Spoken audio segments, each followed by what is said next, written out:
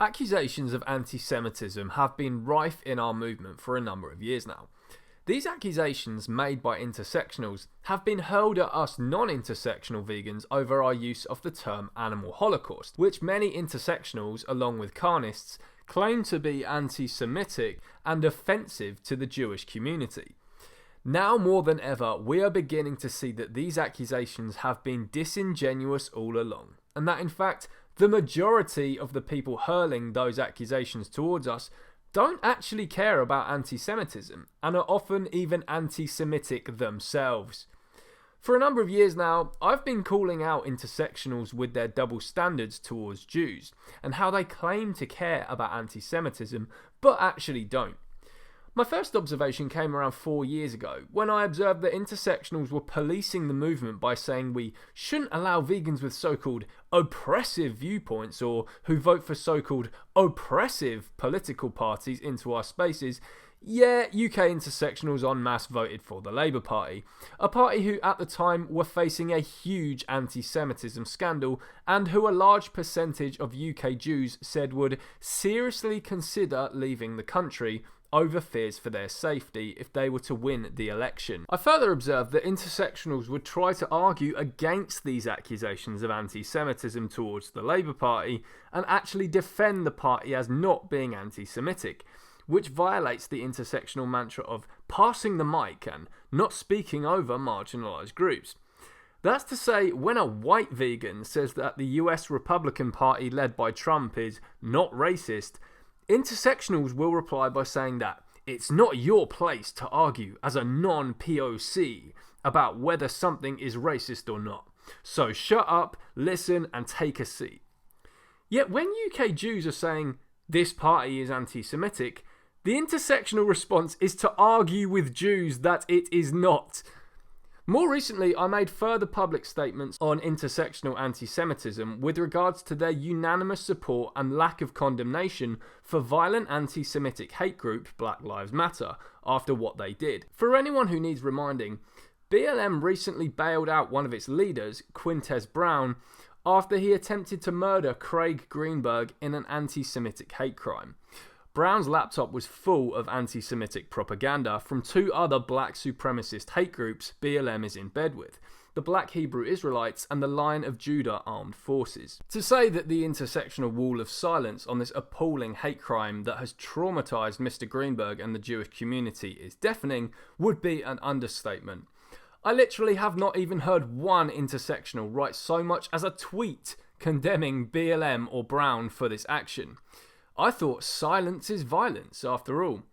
Furthermore, zero condemnation has come from intersectionals for the BLM activists seen with paragliders drawn on their jackets, or the Chicago group's paraglider artwork social media post, both of which are a glorification of the horrendous anti-Semitic terror attack of October 7th. And it's this current affairs topic that has brought this anti-Semitism among intersectionals to a clearer light than ever before, that will be the subject of my statement today. Now, before I go on, I just want to state, I'm not going to do the cliche thing of saying that criticism of Israel or its policies automatically means anti-Semitism. After all, one could be critical of Nigeria and its policies without being an anti-black racist, for example. But when intersectionals hyperfocus on the world's only Jewish state, while totally ignoring the horrendous crimes being committed by other countries, I'm going to assert that their behaviour is driven by anti-Semitism, even if some of them don't quite realise it. This, along with piecing together various other parts of the anti-Semitic puzzle intersectionals have created over the years, gives me great confidence in asserting my theory that intersectionals or woke vegans, whatever you want to call them, by and large, do not actually give a shit about anti-Semitism and have discriminatory views towards Jews themselves. Picture the scene. You log onto social media and scroll down your newsfeed. It's littered with horrendous pictures. Arab children being pulled from rubble, families sobbing as their houses lay in smoking ruins behind them, fighter jets soaring over buildings with giant explosions below. Terrible what's happening in Palestine, eh? You think to yourself. Except the pictures aren't from Palestine, they're from Yemen, which is currently being bombed the shit out of by Saudi Arabia, and has been now for a number of years. Of course, what I just said was a crazy hypothetical, because this actual news case hasn't even been on your newsfeed. What's the reason for this? After all, intersectionals keep going on about brown people being bombed and vegans remaining silent, don't they? So you'd think that they'd be surely flooding our timelines with pictures of the ongoing carnage in Yemen. But alas, they're not, because it doesn't fit the narrative. Why? Well, because the bombing is being done by a group they have no problem with and whose actions they don't ever touch with a barge pole: Muslims. Now, I'd like to just reiterate what I said earlier and state, once again for the record, that it is actually possible to be critical of Israel while also being against anti-Semitism. But let me just go on to the next observation now, which shows a clearly anti-Semitic inconsistency in the minds of the average intersectional. But I'd just like to state before I do that my knowledge on the history of this bit isn't perfect, and I'll gladly post a comment retracting this claim if I have got something wrong. So please, let me know if I've got anything wrong here. But for all the furore going on right now on social media about Israel and #FreePalestine, why is the same not being said of the creation of Pakistan and Bangladesh, given that they were set up seemingly in exactly the same way? Let's look back at Palestine for a second. Shortly after the Second World War, the British owned the area of land inhabited by Arabs, and according to those now on the pro-Palestine side, unethically and unjustly gave parts of the land to the Jews to create their own Jewish state, totally against the wishes of the Arabs living in the land at the time. Now, here's the crazy part, and this is where my anti-Semitism senses begin to tingle. Many people recently on social media have observed that Pakistan and Bangladesh were set up in exactly the same way. That is, the British ran India and, against the wishes of the Indian people, just gave Muslims their own two states in what used to be India. These are what we now know as Pakistan and Bangladesh. Now, what makes this all the more crazy and hypocritical, however, is that Pakistanis and Bangladeshis pretty much unanimously support Palestine and are anti-Israel, calling it a colonialist state, and saying that the British had no right to give a religious group their own state there.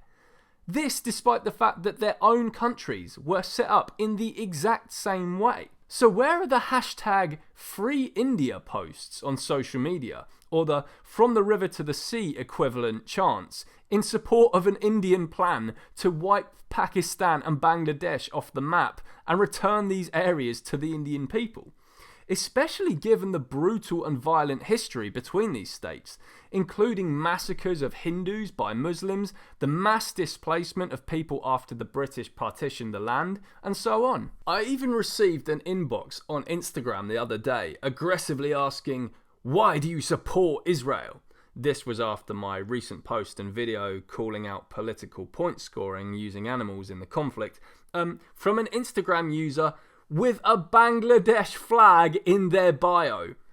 When I replied to the DM asking if they saw the irony of being anti-Israel when they have a Bangladesh flag in their bio, and do they know how Bangladesh was created, they simply ignored my message and have not replied since. And it gets crazier.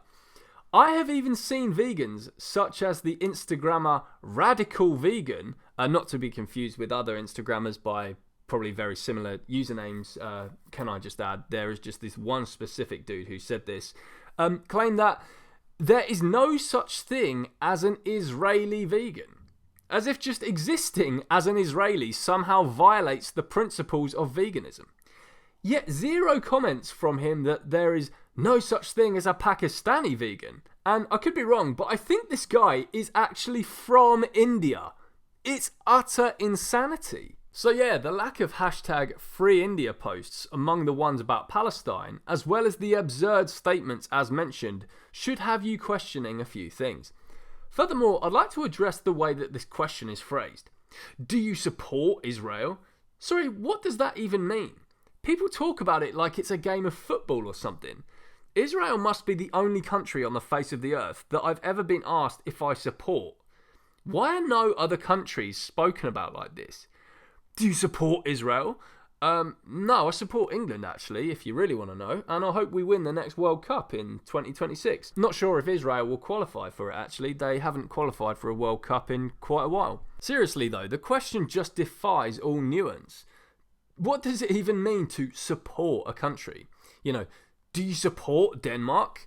I mean, Copenhagen looks nice, good vegan scene. I don't like the fact that in general they murder animals there, like every other country. Do you support India?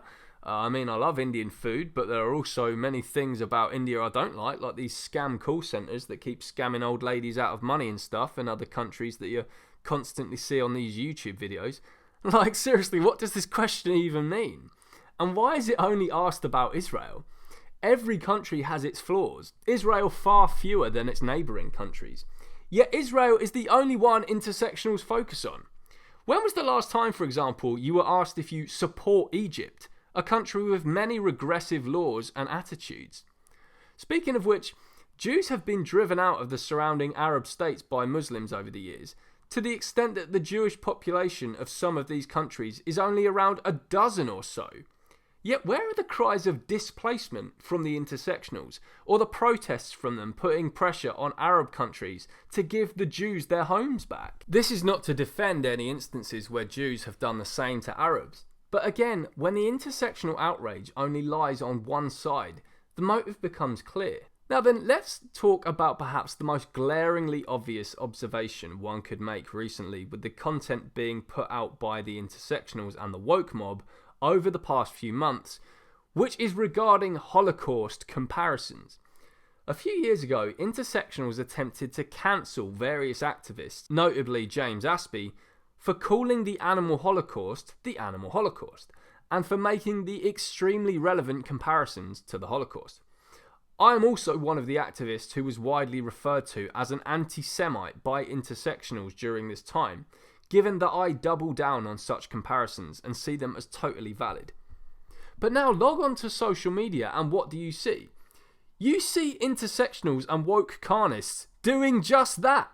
But what makes this even more quote-unquote insensitive, problematic and anti-Semitic by their own logic is that they're actually making these comparisons and throwing these terms around specifically about the actions of Jews. One such meme that I've been seeing doing the rounds recently, shared by those on the pro-Palestine side within the vegan movement, is a cartoon of a Jew looking in the mirror and seeing a Nazi reflect back at him, with text on the meme along the lines of, "When you become what you once hated," or something like that. Furthermore, we've constantly been told over the years by intersectionals that the word Holocaust carries special weight and is particularly traumatizing for Jews to hear. Yet currently people are throwing around the term genocide as if that is any different. Sorry, does that word also not conjure up images of what happened to Jews when Jews hear it?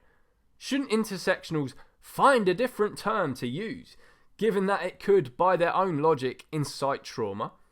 For the record, I'm not saying not to use certain terms that may be insensitive or conjure up horrible images from history when we talk about any issue we wish to protest about.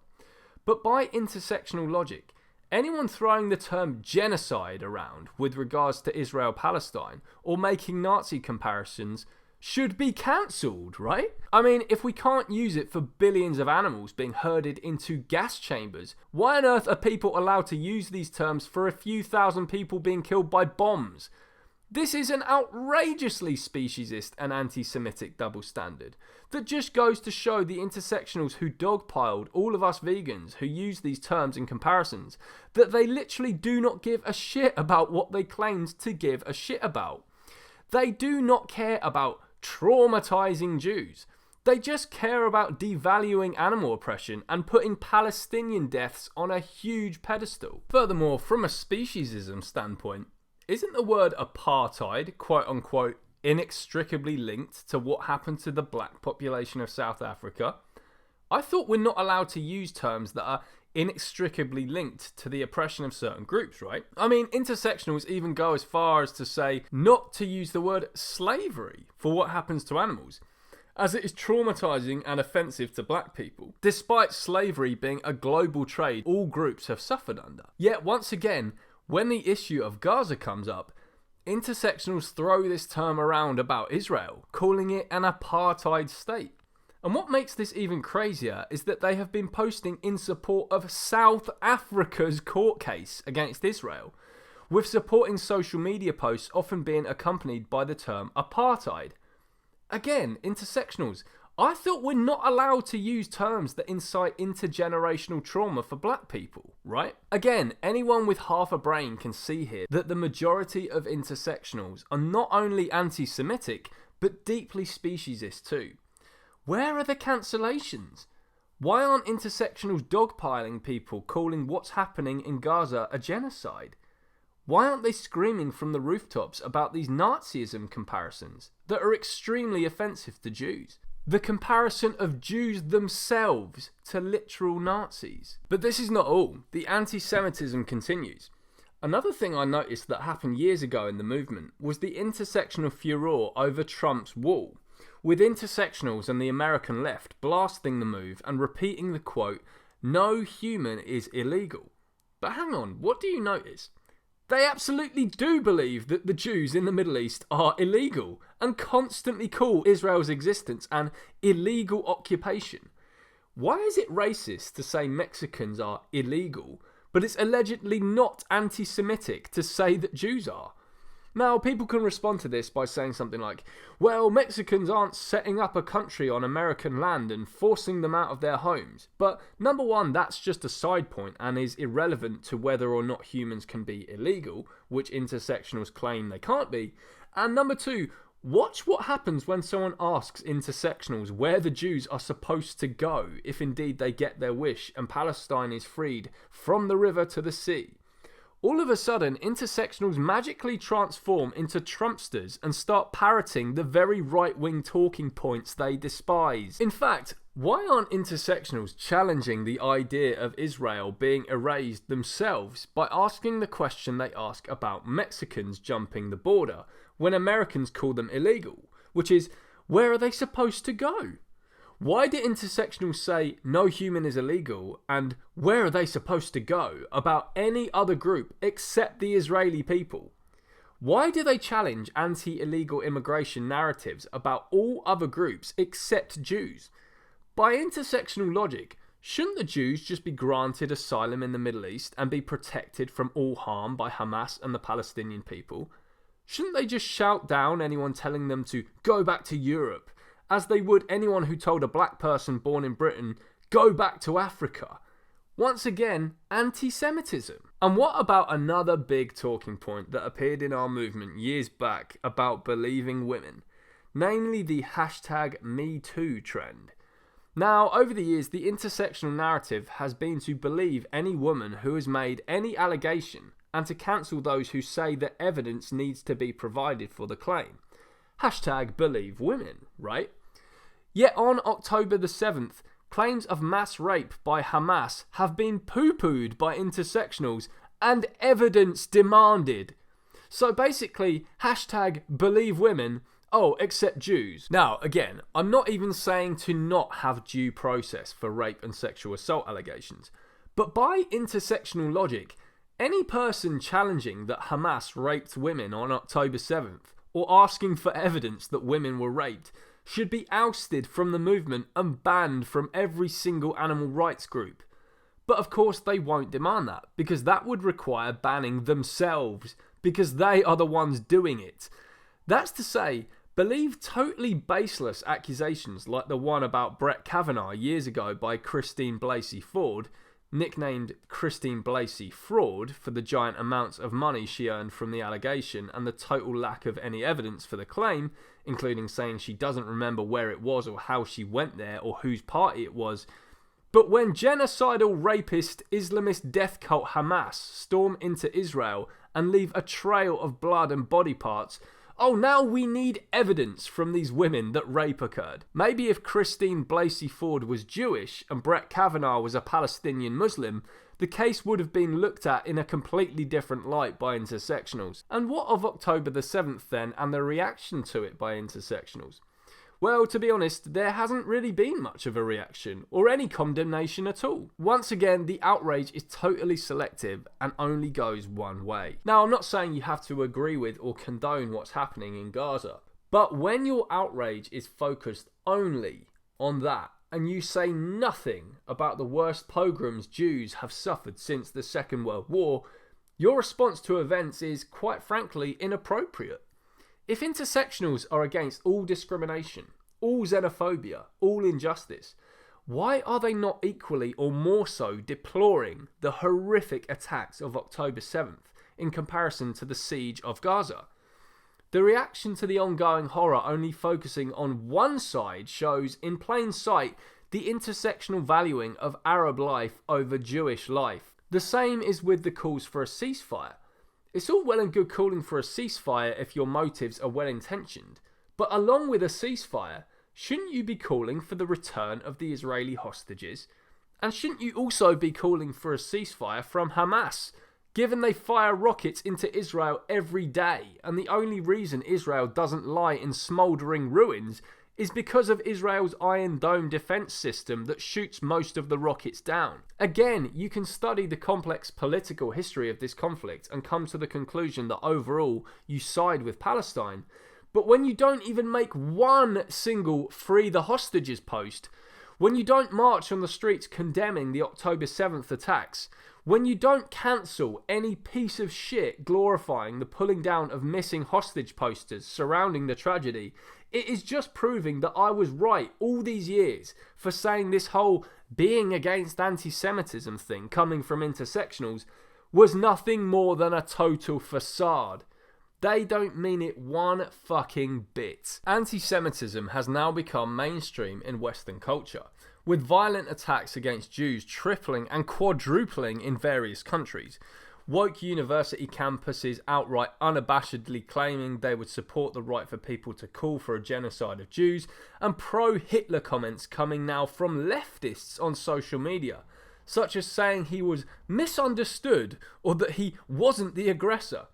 And all this met with a deafening wall of silence from the very intersectionals who have time and time again tried cancelling us over the years for our rightful Holocaust comparisons with regards to animal agriculture.